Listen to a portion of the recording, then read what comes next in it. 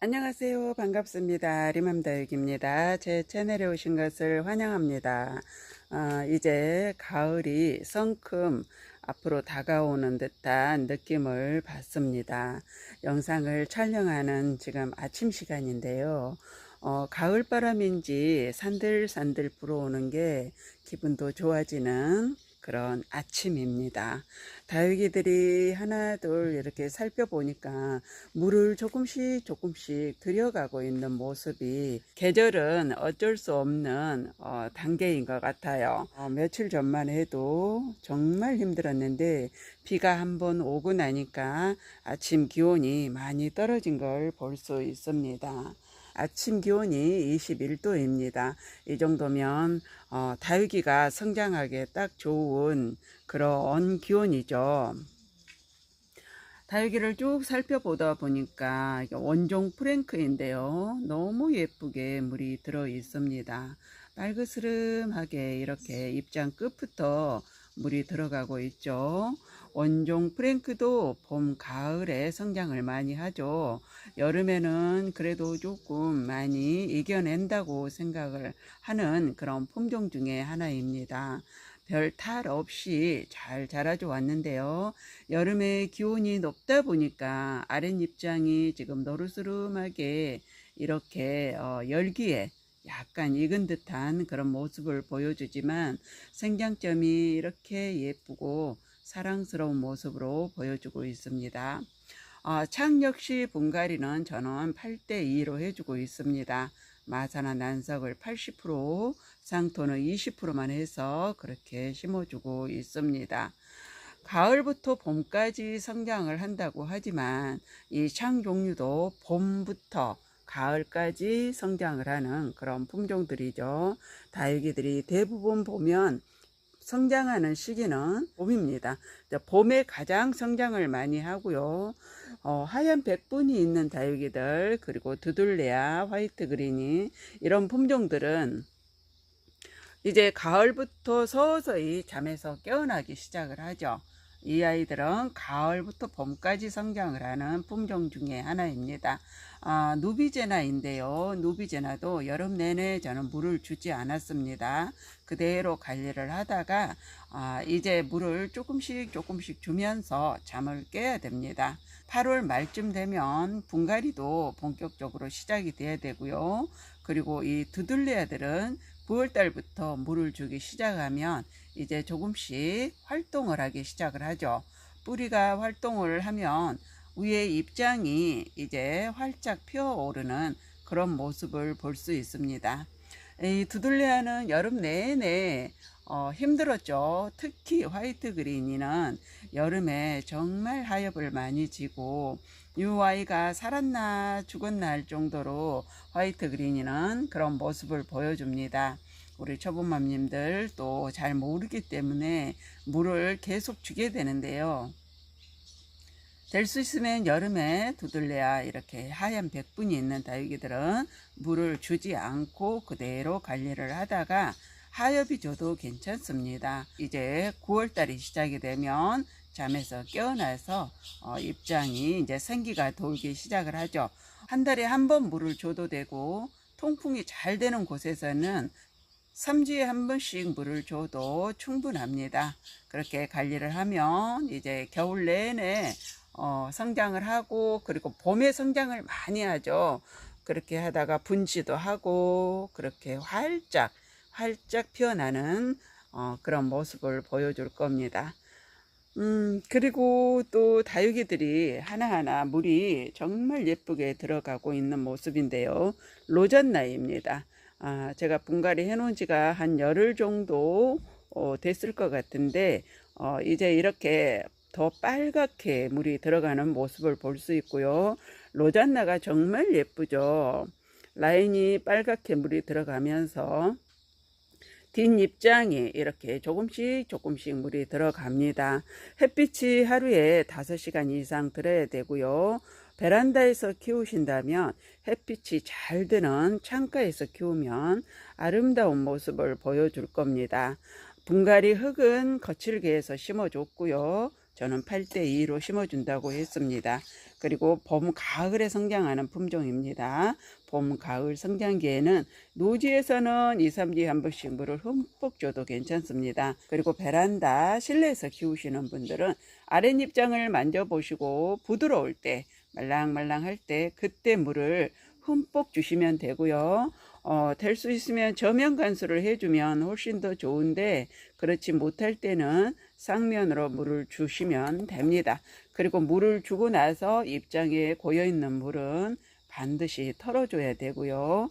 정말 예쁘게 잘 커주는 그런 품종 중에 하나가 이 로잔나입니다.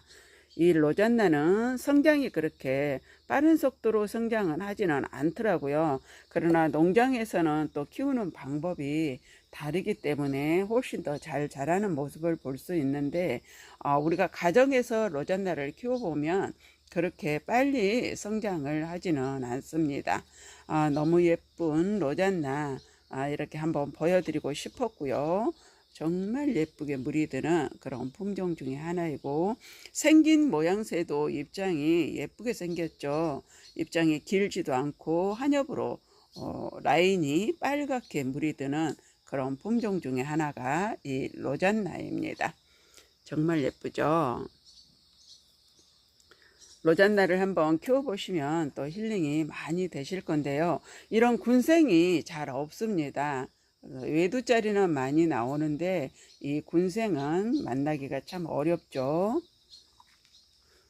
제가 어제 보여드렸던 핑크팁스입니다. 라인이 물이 조금씩 들어가고 있고요. 세상 키우기 편한 게 이 핑크팁스입니다. 그러나 또 얼굴도 예쁘게 생겼죠. 잎장 하나하나가 한엽스럽고 아주 예쁘게 생긴 그런 품종 중에 하나가 이 핑크팁스입니다.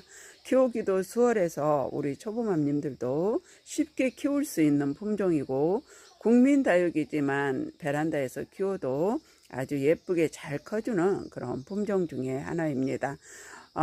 굳이 물이 예쁘게 들지 않아도 창가에 두고 키우면 라인선이 핑크빛으로 예쁘게 잘 커주는 그런 품종 중에 하나이죠. 핑크팁스입니다.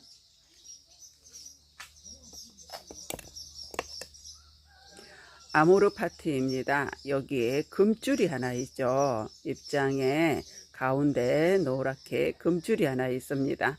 아모르파티는 피멍이 들면서 예쁘게 잘 자라주는 그런 품종 중에 하나이고요. 어릴 때는 물음으로 또 쉽게 갈 수 있습니다. 목대도 가늘고 잎장도 많이 부드럽기 때문에 어릴 때는 물을 가하게 주면 쉽게 또 무너져 버리지만 그리고 또 햇빛이 잘 드는 창가에서 키워야 됩니다. 이 아모르파티는 햇빛이 많이 들지 않으면 웃자랄 수 있기 때문에 햇빛이 잘 들고 통풍이 잘 되는 곳에서 키우면 건강하고 튼실하게 잘 자라주는 품종 중에 하나이죠. 분갈이 흙은 저는 거칠게 해서 심어줬고요. 봄, 가을에 성장하는 품종입니다. 봄, 가을 성장기에는 노지나 햇빛이 잘 들고 통풍이 잘 되는 곳에서는 2, 3주에 한 번씩 물을 흠뻑 줘도 됩니다. 그러나 여름에는 물을 조금 많이 아껴줘야 되고요. 가을부터 봄까지 피멍으로 예쁘게 물을 들여주는 그런 품종 중에 하나이고 성장 속도가 조금 빠른 편입니다. 목대를 이루면서 크고요. 목대를 이루면서 크게 키우면 정말 아름다운 그런 품종 중에 하나입니다. 아모르파티입니다.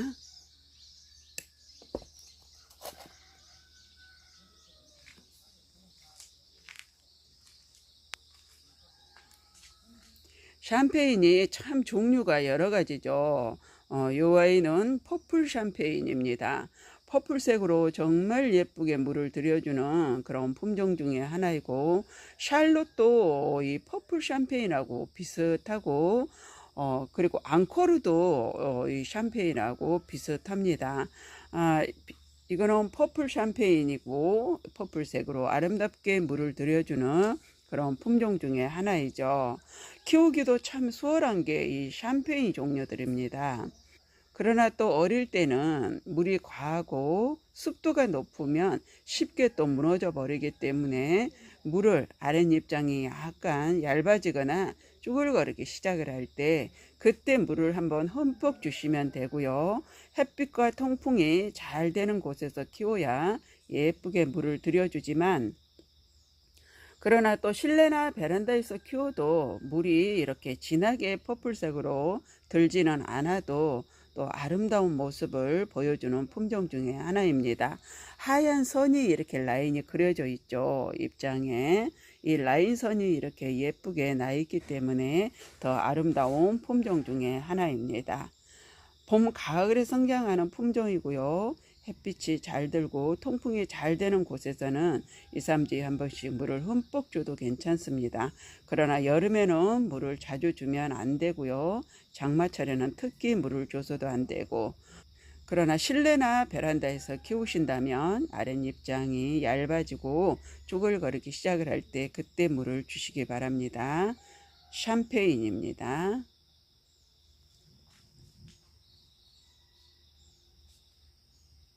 이 아이는 해맑음이라는 품종입니다. 매력이 있는 그런 품종 중에 하나이죠. 입장이 통통하고 동글동글하니 정말 예쁜 그런 품종 중에 하나입니다. 신품종이라 또 어떻게 키우는지는 지켜봐야 되겠지만 이 아이를 한번 품어 봤습니다. 지금은 이렇게 초록초록하지만 입장이 뒷면이 빨갛게 물을 들여주지 않나 싶어요.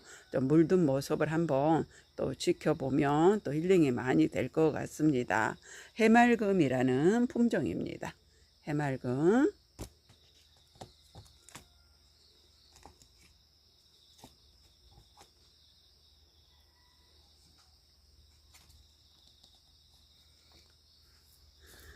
이제 더운 여름 정말 다육이 키우기 힘드셨죠.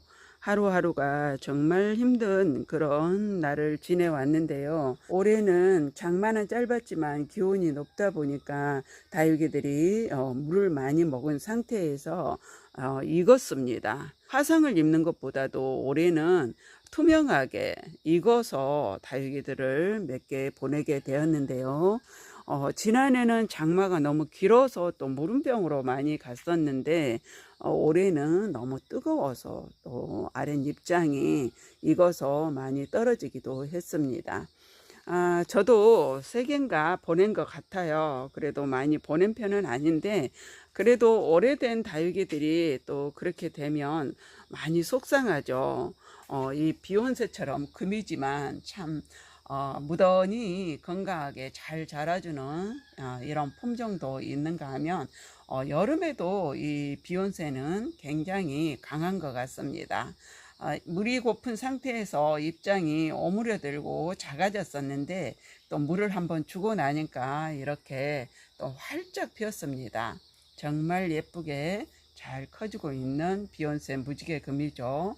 금 중에서는 정말 키우기 수월한 그런 품종 중에 하나인 것 같습니다. 신도꽃이 정말 예뻐서 제가 하나 가지고 왔는데요. 이 신도가 그렇게 예쁘다라는 생각을 제가 안 했기 때문에 드리지 않았는데, 이 신도를 농장에 가면 꽃이 굉장히 예쁘게 피어 있는 걸 보고 데리고 오고 싶었는데 이 뭐라 그럴까, 자기가 좋아하는 취향이 다 달라요. 다육이를 키우는 데 있어서 어떤 분들은 동글동글한 걸 좋아하고 어떤 분들은 미인을 좋아하고, 그리고 어떤 분들은 또 이런 카리스마가 있는 어찌 보면 칼 모양처럼 그렇게 생겼는데 이런 걸 또 좋아하시는 분들이 있는가 하면 꽃을 또 예쁘게 피워주는 아이들을 좋아하는 분들이 또 계시죠.